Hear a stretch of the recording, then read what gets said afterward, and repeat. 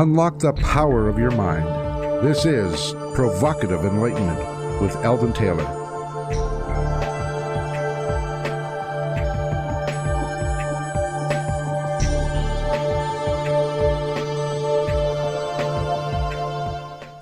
Welcome and thank you for joining us today. The next hour is devoted to learning something more. Not just about the world that we live in, but about how, what, and why we believe as we do. A time for the open-minded and a time for those willing to question what they think they know or what they may believe. Those willing to be uncertain for an hour. I'm Eldon Taylor, usually uncertain, and this is Provocative Enlightenment. All right, my partner Ravinder is here in the studio with me, so Rav, say hello to everyone. Share some special insight, get us all enthused on these hot days. And please tell everyone how they can learn more about the show or even participate in your new private chat room. Well, hello, everyone. So glad that you could join us. Actually, you confused me this morning. Your front end piece, you dropped my shoes and ships and sealing wax. How dare you? That's my smile for the day. I don't know, must be something wrong with my brain or something.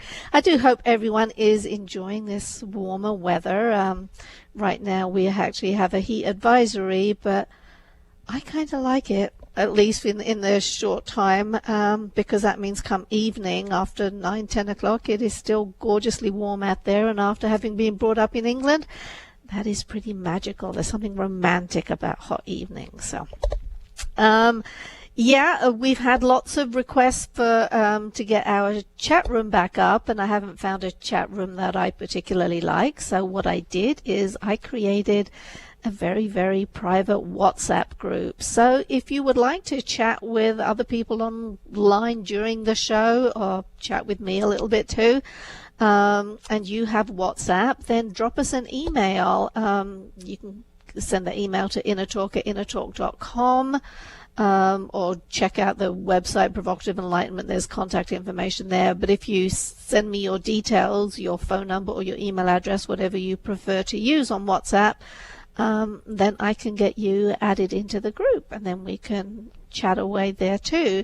Also, for any other information that gets shared during the show, if the guest provides, a book detail, Amazon links, additional materials, like the guests often do, we will also post those on Facebook. So we have a special Facebook page that's just search for Provocative Enlightenment Radio and you'll find us. So whatever you do, you can find us, through your preferred channels. All right. In today's spotlight, I would like to address the notion often referred to as sins of the father. The Bible informs us, according to Exodus 20:5, "You shall not bow down to them or serve them, for I, the Lord your God, am a jealous God, visiting the iniquity of the fathers on the children to the third and fourth generation of those who hate me." However, later in the Bible, we find many verses such as this one from Deuteronomy 24:16. "Fathers shall not be put to death because of their children, nor shall children be put to death because of their fathers. Each one shall be put to death for his own sin." So what is the story here? Are we to think that only those who hate God are to be visited by the sins of their father? What does science have to say about all this, and why is it relevant? Epigenetic research informs us that experience is passed down to our offspring. For example, where one's ancestors lived or how much they valued education can clearly have effects that pass down through the generations. But what about the legacy of their health, whether they smoked, endured famine, or fought in a war? Biologists first observed this transgenerational epigenetic inheritance in plants. Tomatoes, for example, pass along chemical markings that control an important ripening gene. But for over the past few years, evidence has been accumulating that the phenomenon occurs in rodents and humans as well.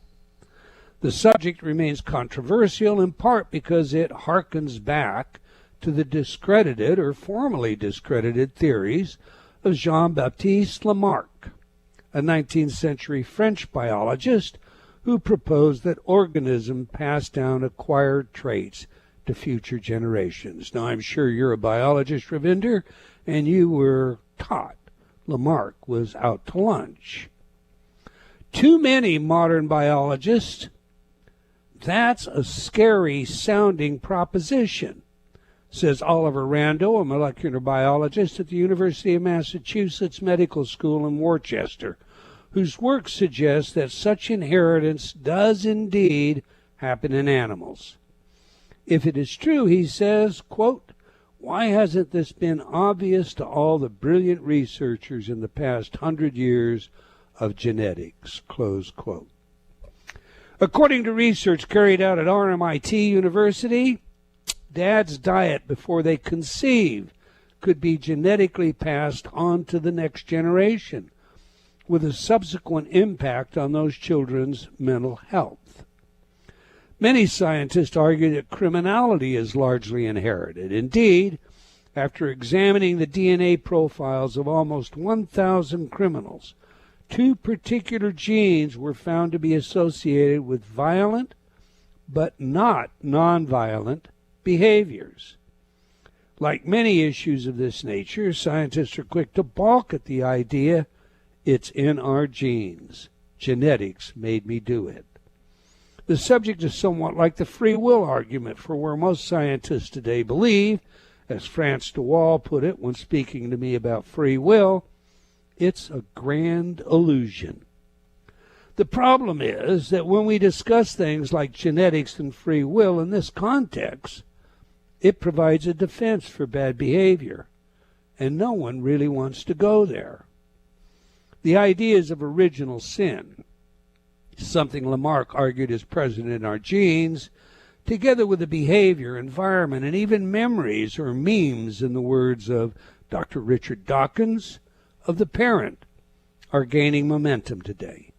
So what if our genetic makeup predisposes us in certain ways? Does that necessarily mean that our genes have absolute control? Identical twin research has led to some remarkable discoveries. Take Jim Lewis and Jim Springer, who were raised apart from the age of 4 weeks. When the twins were finally reunited at the age of 39 in 1979, they discovered they both suffered from tension headaches, were prone to nail biting, smoked Salem cigarettes, drove the same type of car, and even vacationed at the same beach in Florida. Interestingly, this pair of twins is not unique. Study after study of identical twins reared apart has revealed substantially the same genetic influence. Despite this, twin research also shows a good deal of variance. The fact is, as geneticist Carl Bruder of the University of Alabama at Birmingham put it, quote, I believe that the genome that you're born with is not the genome that you die with, at least not for all the cells in your body, close quote. Now, we all have opportunities to improve our lot in life, and we all work toward doing just that, and for that reason, I am convinced that we are not destined to live out a life limited by our inheritance. I, for one, know firsthand that you can change your lot in life. Indeed, when we sense anxiety, we have the ability to recognize and verbalize, and therefore desensitize. In my conversation with Mark Woolman, an expert on this matter and the author of It Didn't Start With You, How Inherited Family Trauma Shapes Who We Are and How to End the Cycle, once you recognize the inherited nature of genetic memory and its influence, you can identify these anxious feelings and desensitize them. In other words, you have the ability to save yourself and your children from suffering. I've used the patented technology InnerTalk for years. Verbalizing a realization is the first step in desensitizing, and then changing that inner dialogue to self-talk that is fully supportive. And that can really make a difference. As such, my advice, dare to dream big, set goals, and move forward toward becoming the very best version of you, irrespective of genetics or any other so-called predisposition. Those are my thoughts anyway. As always, I welcome yours. How about you, Ravinder? What do you think? You know, I find the whole subject fascinating. I think from a more theoretical basis. You know, I like biology, of course. So, you know, I do find that all really just interesting. But when it comes down to personal empowerment, self-improvement types of areas, I have seen time and time again, when you see the cause of a problem, it can often lose its power. So when it comes to anxiety that may be inherited for some reason or another, I think it's really helpful to say, you know, the anxiety isn't real. If you can tell yourself, you're back to, you know, the optimistic personality versus the pessimistic personality. There's a great deal of value. It can really improve the quality of your life. So yeah, I find it interesting theoretically, but from a practical perspective, I much prefer to look at all the things that we can do. They may not fix all the problems, but they make them easier, and every step easier is a step closer to your goal. Amen. All right, every week I read some of your letters as our way of involving you while paying respect to the very important role you play in making this show successful. Our last show featured Professor Kristen Neff, and we discussed her book, Self-Compassion, The Proven Power of Being Kind to Yourself. Richard wrote, seems much like both Stoicism and ACT therapy. Love this show. Linda wrote, I took her self-compassion test. I really need to be kinder to myself. Thanks for the show. Did you take that test? I did. I'm nice to myself. But there's part of my philosophy anyway. I mean, how often have I said, you know, it's time to be kind to yourself, even when you're working on a goal. If you fail today, just try again tomorrow. Renee wrote, great guest. Moving on, Lisa wrote, your InnerTalk program, I Love My Body, has had this effect on me. Taking better care of my appearance, and it sort of happened spontaneously after using your program. Also, I Love My Body is an excellent program for survivors of sexual abuse, rape, and childhood sexual trauma and abuse. Mark wrote, Eldon and I have used your InnerTalk programs for years and have listened to your radio show. I'm a philosophy religion undergrad, and I'm now a chiropractor, acupuncturist. I'm so impressed and pleased to hear how you think through all the topics on your show. My favorite part of the show is just to hear you help me think. Well, thank you, Mark. That's nice, isn't it? I wonder if Mark could have a conversation with you about how you think. Ooh, you're being cheeky. I am. All right, that's all the time we're going to take for letters today. But please keep your comments coming. We sincerely appreciate your feedback. You can opine by sending me an email at Eldon, that's ELDON, at eldontaylor.com, or by joining me on Facebook at Dr. Eldon Taylor. Now to today's show. Shine On, the remarkable story of how I fell under a speeding train, journeyed to the afterlife, and the astonishing proof I brought back with me, with author David Ditchfield. So let me tell you a little about today's guest. David Ditchfield is a near-death experience, NDE, inspired artist, composer, and author. He wants to use his NDE to make a positive difference in people's lives. In 2006, he was dragged under a speeding train in a freak accident. As the surgeons fought to save him, he had a profound NDE. When he woke up in the hospital, he had acquired astonishing new abilities. Harken back, Jason Padgett. So on. Let's get him in here. Welcome to Provocative Enlightenment, Mr. David Ditchfield. Hi, Eldon. Thanks for having me along. Good to have you, sir. It's a very interesting book. I enjoyed it very much. We like to learn three things. We like to learn three things from our guests on this show, David. What is the message? Okay. Who is the messenger? And, of course, how do we use the information? To that end, please share with all of us what you're passionate about today and why. Sure. Well, that was great, by the way. Interesting listening to what you were talking about earlier, because it kind of figured to me, I was thinking about, you know, my own upbringing and my own life. Before my NDE, I was a very sensitive person, and my environment was quite not so much my family environment, but my school environment and where I lived and the neighborhood was kind of, it was quite tough, I guess. And I'd left school without any qualifications. So life was a struggle for me. So it was interesting that I was going down the wrong road, if you like, in my life. And when I had a near-death experience, what I experienced on the other side and in that experience was ultimate unconditional love. And I learned to love myself for the very first time. And I'd never known how to do that before. And that was a big turnaround for me because it helped me guide me through my life and turn it round and discover whole new abilities, as you talked about earlier in my introduction. So yeah, that's pretty much where I see that, that where it all comes from. It stems from self-love. I think self-love is a real biggie.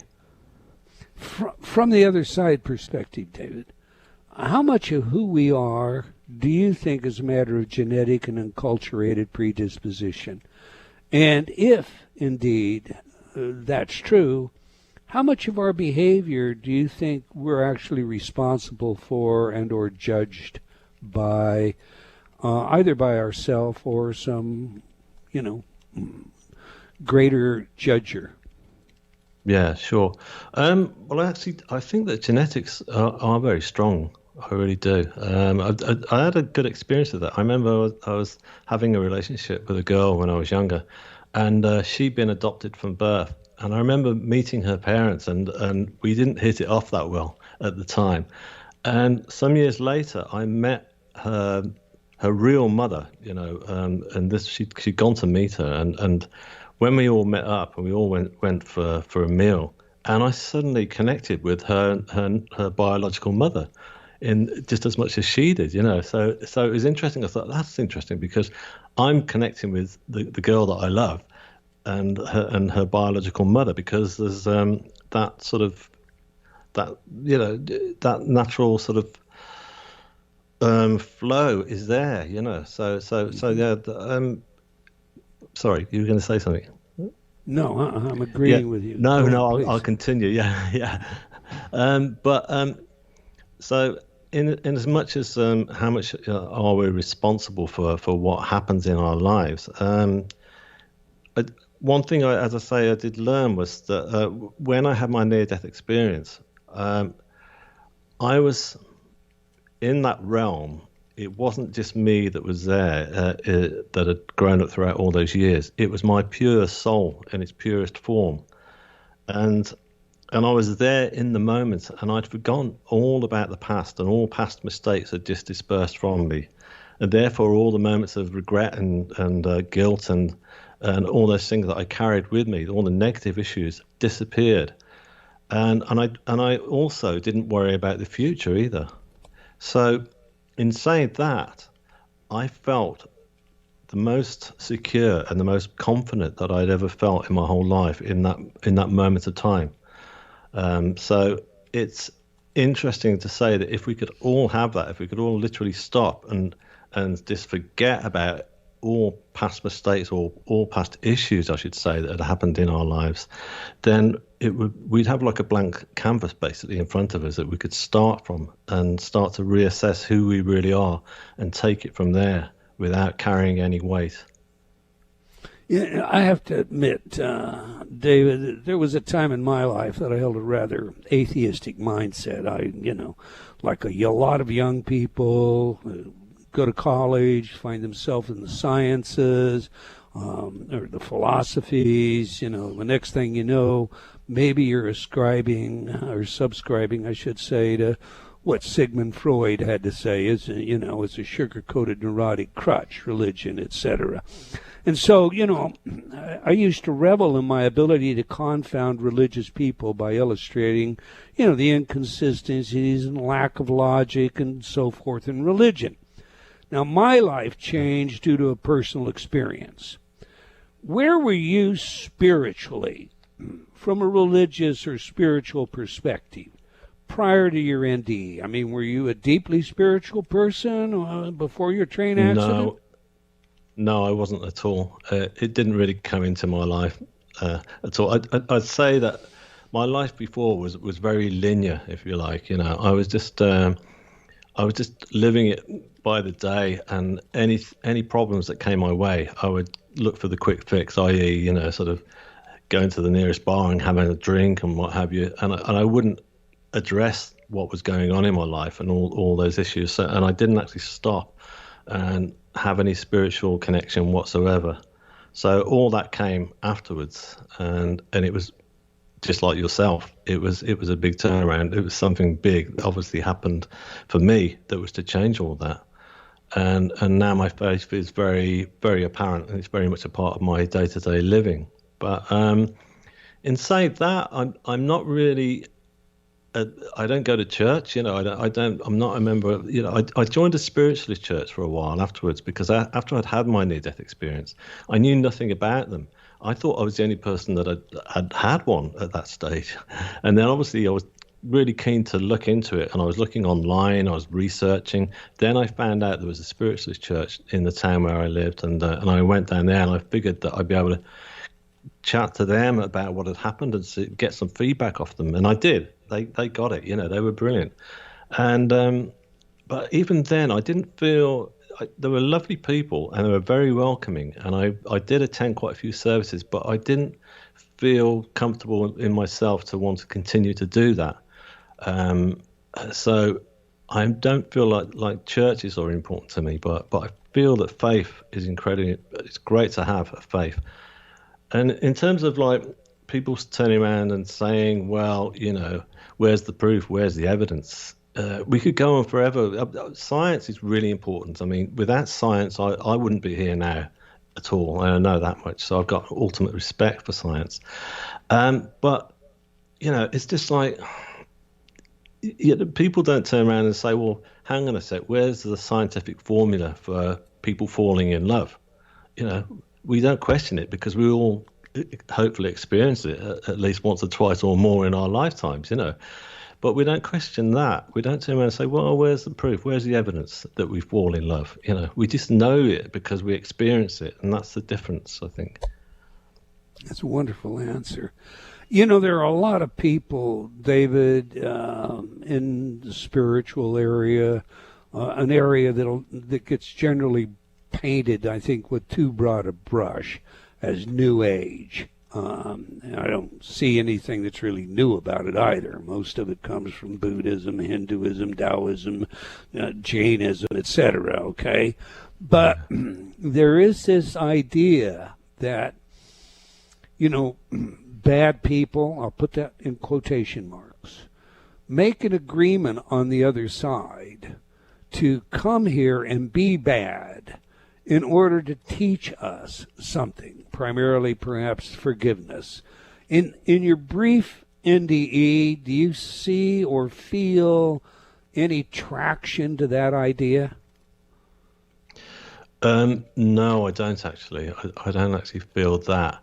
I do feel that you know, that adversity is thrown along into our pathway or what have you to help us sometimes stop and go deeper into ourselves, because that does have to happen. You know, it's you know, I mean, it's going on worldwide at the moment. You know, the pandemic, that was just like, yes, that was a huge piece of adversity thrown at us, and it did actually make us all have to stop and reevaluate how we were living our lives, you know, without, you know, going into that too much. But it's, you know, it's a good example. But I'm not a big thing on you know, people being bad and you know, and being judged and sinners and things like that. Because I think there's an awful lot of that in a lot of faiths and religions. You know, there's a lot of people made to feel scared or guilt and stuff, and I don't think, from my perspective, from what happened to me and the experience I had, none of that came into it. It was all about love, and that love was just so powerful that was all I needed to know to turn my life around. You know, it wasn't a question of feeling good or bad. My personal experience says the same thing. I've resisted that notion for some time.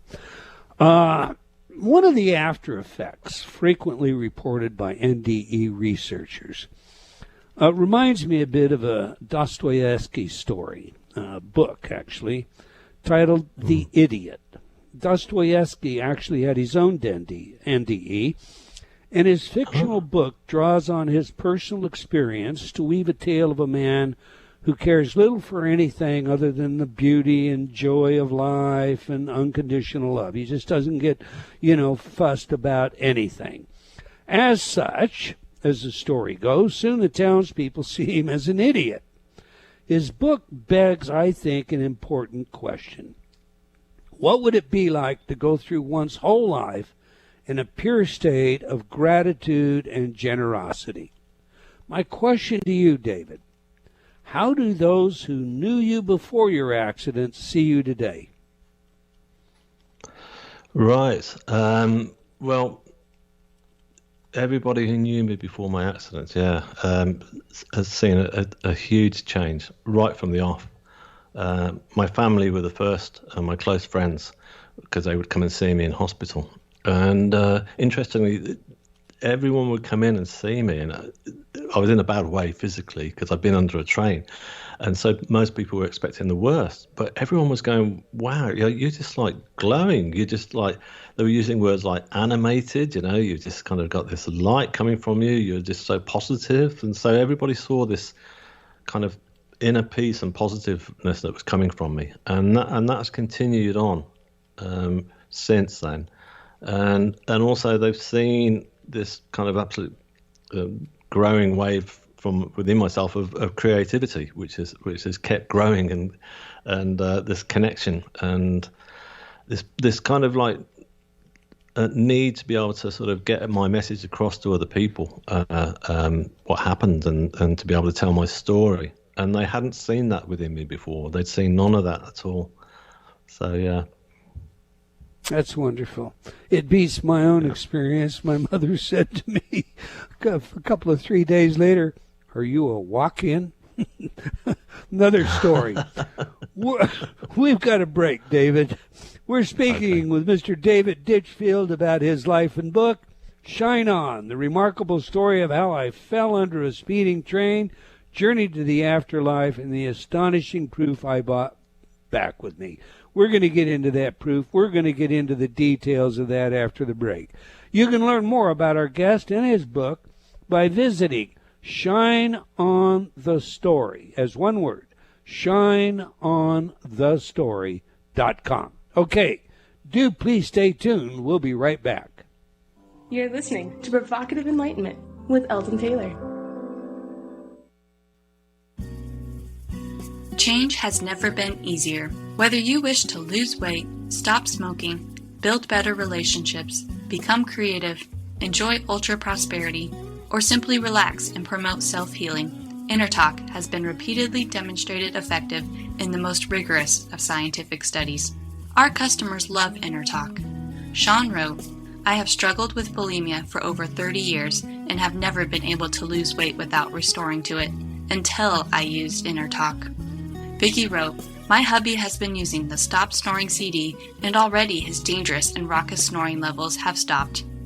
Celeste wrote, "I recently graduated from Taft Law School with honors. I'm writing to tell you how much your Inner Talk CD, Excel in Exams, has helped me.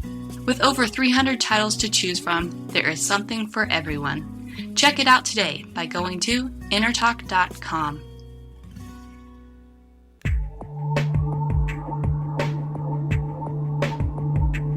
Unlock the power of your mind. This is Provocative Enlightenment with Eldon Taylor.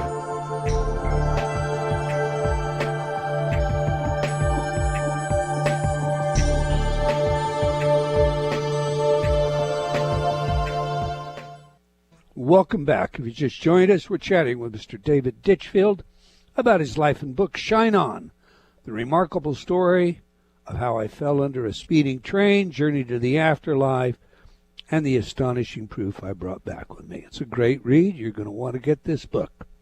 You can learn more about our guest and his book by visiting shineonthestory.com. All right, every week we ask our guests for their favorite music that has some real meaning to them. Music psychology is an avocation of mine. It's a field of research with practical relevance in many areas, including intelligence, creativity, personality, and social behavior. All right, your chosen music, David, is Dollar Days by David Bowie. So please tell us, why is this music important to you? And more importantly, how does it inform us about who you are? Right. Well, I've always been a big fan of David Bowie, and this is taken from his final album called Black Star, and he knew that he was dying. He got terminal cancer when he made that record, and it was interesting because I felt that his creativity and his voice and his performance was just the most powerful it had been in years on that album, which is crazy because, considering what he was going through. And it's almost like he'd already had a near-death experience, because it's like he'd come back, he'd been given this second sort of, it was like he was channeling all these ideas that was going into that beautiful piece of music, And so it's also personal to me as well, because I'd been into hospital around the time that had just come out, because I didn't realize at the time I'd got some internal injuries from the accident. But at the time, it had just come up on a scan, a random scan, and they thought that I got cancer at that stage, which it wasn't. It was actually internal bleeding. So at that point, I didn't know. I didn't know whether they'd sent me onto a cancer ward and thought this time I may have cancer now. But I was able to listen to that album and kind of just feel calmness from it. So it's always going to be a very special a piece of music for me, because it reminds me of that period, and it also, it made me feel that David Bowie was accepting of his own passing, which was really quite special. Music does have some very definite magical qualities. Before we dive fully into your story, there are a number of NDE reports that have been rather thoroughly debunked. There have been some outrageous claims as well by some NDE researchers that I've personally challenged, only to have the person in question go quiet and fail to produce evidence she allegedly had despite repeated requests. So, in fairness, the devil's advocate side, do you have any thoughts about those who might seek to fraudulently capitalize on the public's desire to believe in the afterlife? Oh, I don't know that I've come across anybody who so far who has, because for this past 18 months or so, I've been talking to quite a lot of mainly US people who've had near-death experiences, and we often come off air and we just sat chatting for ages about and swapping notes, saying, "Yeah, did you feel that in the hospital afterwards?" "Yes, I did," And there's this common, very, and not only that, we've all got this kind of very strong feeling and urge right from the off that we want to continue with our work to sort of share as much as we can with others about what had happened in the afterlife. And for me personally, I mean, it's not like, I know I've got a book coming out, but it's not like the same kind of end gaining kind of issue of like, I want to sell millions. I want millions of people to be able to hear my story, because I want people to come out into the world a bit more than what it is. Because my take on it is this, and that is that we're all going to die. We all know that. But basically, in Western civilization, we just don't discuss it. I'm not saying we should talk about it every day over our breakfast coffee, but I think we should at least address it. So I think with near-death experiences, at least people who've had them, we should, listen to people who've had near-death experiences and let them talk about it, because it's worth hearing, because it's worth hearing from my point of view. I've spoken to people who are losing loved ones, or who have lost loved ones, or are actually at the end of their lives, and for them it's been a comfort for me to talk to them, and that's great for me. That's better than any sort of any money, anything that money could buy. So that's what it's all about. It really is. So if there's people out there trying to extort, then that's you know, that's an empty sort of road that they're going down. So yeah. All right. Good answer, David. Let's Thank do you. this. Our audience wants to know what happened that day at the rail station in Cambridgeshire, UK. Share your story, please.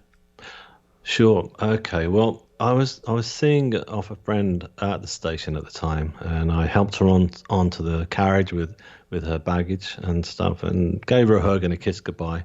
And I heard the emergency buzzers go for the closing doors. So as I stepped back, my coat got trapped, and I couldn't pull it free. It was wedged right in there. And there was no guard around on the station that day. There was nobody who could do anything about it. And I just heard the engines revving up, and then I looked into my friend's eyes, and I just saw the look of horror in her face, you know, and I thought, this is it. I'm going to die. I got dragged along the platform, and the train pulled out at terrific speed, and it was quite a long platform, and then I eventually got sucked between the edge of the platform and then the train itself, and I got pulled under. I got pulled under the wheels, and I was basically, it was like being pulled into a very dark, violent machine and being thrown around from pillar to post. And I was conscious throughout the whole ordeal, so it was incredibly terrifying. And then I suddenly found myself laid in between the tracks, and the train was continuing to go on. It was a long train, and eventually it passed on. And then I just lay there, and I thought, wow, I'm alive. I can't believe it, you know. So, so basically what happened then was the emergency services arrived very quick, and they somehow got me off that track onto the platform and then into an ambulance. And then I arrived in the emergency department at the Cambridge Hospital, and there was a whole team of medics all waiting for me in a big semicircle, you know. And as I arrived, there was a lot of frantic sort of stuff going on, you know. It was quite sort of high tension, you know. I could hear all this science going over my head, and I was thinking, what are they saying? I knew they were trying to save me. So, you know, it was very frightening. And my family had arrived pretty much quite quick. You know, they'd arrived and they were at my side, and of course they were all very distraught. And there you go, you see, me talking about my past life and my feelings of guilt and anxiety and stuff. And I remember turning around to my mother. I was going, Mom, I'm so sorry. It's always me bringing in the drama into this family, you know, which is mad, you know. I'd just been under a train, and it wasn't my fault either. And so, of course, you know, she's there in tears, putting her hand over my face and over my mouth, sorry, and saying, don't, you know, just relax and stuff. So yeah. So it was at that point that I suddenly left that, you know, sort of a frantic sort of scenario that I was in, and left my body, and I moved into a whole different sphere altogether. So you leave your body. What did you see? Yeah. Okay. Well, what I saw was to me, I figured at first that I was in a darkened room. It just felt like this lovely, warm, darkened space, and I looked around. And the first thing I saw were these kind of pulsating colours. They were like sort of like ambers and yellows and reds and greens, and they were just slowly pulsating all around me. And I felt comforted by this, and I knew at that point, well, I said to myself, I hadn't survived it. This is it. I'm dead. This is the next stage that we move on to. I didn't resist it. I didn't sort of, you know, want to go back. You know, I was quite happy to stay in that moment because it was such a beautiful sort of contrast to what I'd just been through. And and as I said to you earlier in the conversation, for the first time in my life, I just felt comfortable within myself. So yeah, I remember I just laid my head back, and I looked up, and I'd seen these grids of white light that were kind of closing in on me, and I couldn't take my gaze out of this light because it was just so pure, and it was just like, it felt like it was healing me as well. And it was at that point I felt there was a presence with me in this space. I thought there's somebody here, and So I lifted my head, and what I did see was this androgynous being, this beautiful form, and wearing just a simple black contemporary T-shirt, nothing too sort of ethereal. And I just looked, and this being, I call it a being of light, because this person, the skin was just radiating this inner light. It was just glowing from in the skin, and the expression on that androgynous being's face was just one of comfort and one of calmness and protection. I felt like I was being protected by this being. Now, the interesting thing is that I felt like I'd known this being all my life and beyond. I thought I was saying, I remember quizzing to myself in my head. I was going, "Who are you? Where do I know you from? I know you, don't I? I just know you, And so I decided to check out my wounds, because my left arm had been severed. I knew that much in the accident, and so I looked down at my body, and at that point I realised that I was no longer clothed, but I was laid on this huge slate rock. It was like a big medieval altar, and all my wounds were completely healed. Everything was just back in place, and there was nothing at all to worry about, and so that was really reassuring. So I just laid my head back and enjoyed the comfort of this big slate rock, even though you wouldn't normally think that would be the most comfortable place to be. It felt like it, and I sensed that there was somebody else with me. I sensed there's somebody else here, and I opened my eyes again, and then there were two female forms either side. And they got their hands stretched out over my body. And when I say hands stretched out, it was almost like they were healing me, like sort of almost like Reiki healing. It was very similar to that. And their hands hovered over my body, and I could feel this energy that was coming through their hands, and it felt like an energy of love that was just like sort of slowly sort of pulsating throughout my whole body. And it was interesting because I knew that my physical body was pretty much intact, but I kind of sensed what they were doing was healing my soul. They were healing all the pain and the guilt and all the shame that I carried all those years, and all that was just being slowly healed. And it was as if they were preparing me for something, and I didn't know what, but that's what I figured at that stage. They're preparing me for something. So, yeah, it was at that point I started to think about my family, because I knew how distraught they'd already been back in the emergency department of the hospital. So I thought I better look and see if I can see them. So I tried to look over the edge of this huge rock. And as I did, I looked down, and rather than seeing them in the hospital, what I did see was this most incredible view. It was this beautiful sight. It was like a waterfall of stars, and all these stars were cascading over. It was a huge waterfall, like looking at Niagara Falls, but it wasn't water that was cascading. It was just pure white stars that were just sparkling, and they're just cascading over the edge. And as I looked down, the further I looked, it felt like it was going from one galaxy to another. And I was looking into infinity, into the abyss, but it was a beautiful abyss. And I just thought, wow, this is amazing. And I just kind of thought, I'm not actually in a small darkened space at all. I'm actually in the universe itself. And so I just kind of pulled myself back over onto this rock. And as I did, that's when I felt this sheer force of energy that was very apparent.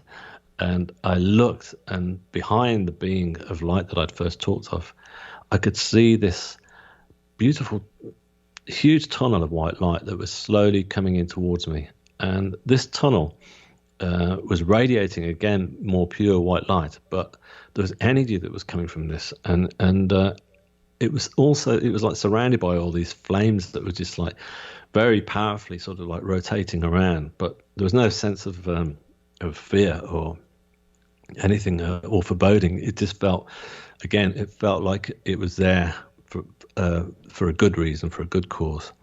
And I just knew, in fact, straight away that this was the source of all creation. This was God. And I was looking at God, and God was also giving me this incredible energy of love. And it was just like pulsating throughout every single part of my body, really. And yeah, it was a profound moment. And it was pretty much, at that point, I was just kind of, I was getting all these answers that were coming through. Telepathy I was just totally coming in, and I just kind of laid my head back, and I remember I was just smiling and laughing at all this and thinking, this is wonderful, this is great. And it was at that point I came crashing straight back into my body in the hospital. And so it was quite a culture shock to be thrown back into the pain and the all the anxiety of the hospital. I'll bet. So there I was. But what an experience. Okay, you brought back proof of the afterlife, David. What was it? What is it? Well, what I brought back from that was, when I say I brought back proof, was I came back and I straight away I wanted to sort of record what I'd seen. As I said earlier, I thought I was the only person to have had an NDE, so I thought I've got to record this. So I thought I'm going to do a painting. I'd never done anything like that before in my life, so I'd come back with new abilities, and I was able to start painting large canvases like I'd never done before in my life, But not only that, I went on to start writing music for orchestra, to sell out concerts without any formal classical training. So basically, the more I was creating, the more I was still learning. There was telepathy coming through and telling me basically that, as I said earlier in the show, that the unconditional love that I received on the other side is basically as was continuing throughout my life now, and that love is the answer. Basically, it's once we find that love within ourselves, and we can all do it. It doesn't matter where you are, then you can get in touch with your authentic self. And once you get in touch with your authentic self, then your life will change. I believe you me. It will. It's hard to explain, but synchronicity will start to happen in your life.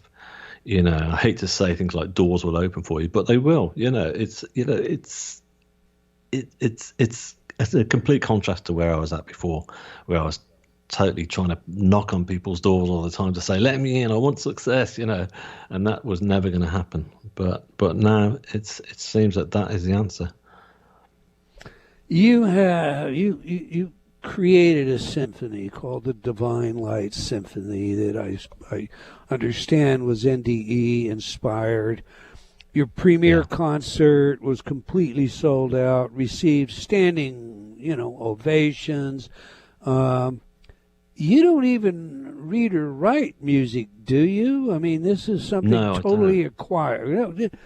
What does it feel like to be able to suddenly transform and do the art and the music that you do when you have no training in those areas?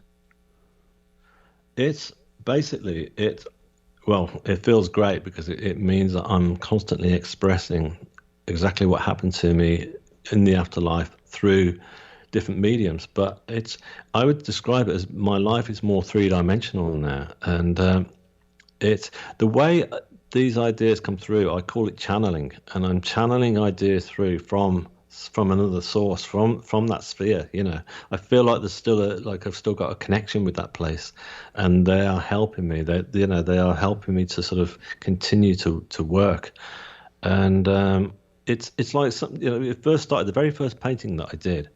I remember when I started doing it, I was apprehensive at first. I thought, how can I pull this off? But once I started painting, I'd finish each day and I go, wow, that's not me. I can't have created that. I've not just started this painting. And I would sit back and I'd look up and I knew straight away I was being helped. And I'd say thank you to my guides and thank you to the universe for giving me this crash course in painting or writing classical music, and it's a great feeling.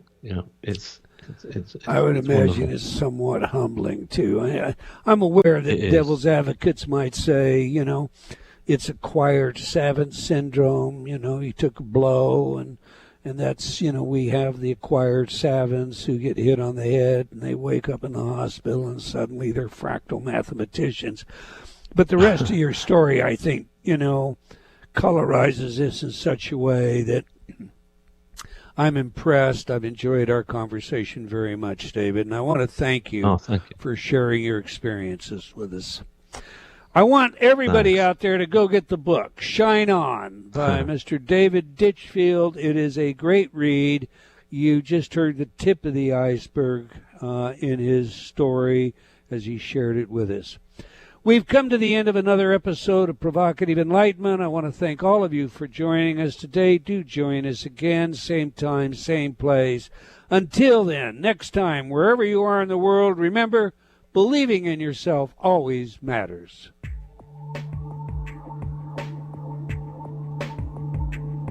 Provocative Enlightenment has been brought to you by Progressive Awareness Research and other sponsors. Provocative Enlightenment is a syndicated show and appears on other networks. For a schedule of show times, visit provocativeenlightenment.com. If you're interested in becoming a sponsor, write to Eldon at eldontaylor.com.